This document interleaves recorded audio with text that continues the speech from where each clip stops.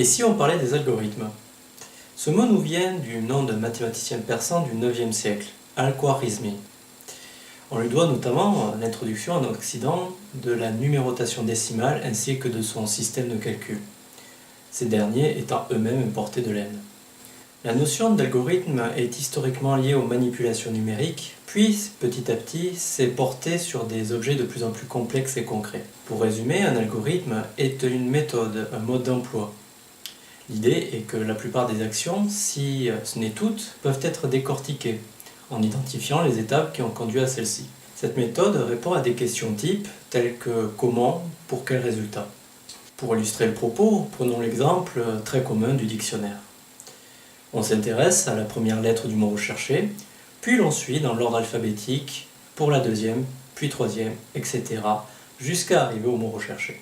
Au travers de cet exemple, on souligne l'idée que la méthode et les caractéristiques associées à cette méthode doivent être connues et suivies.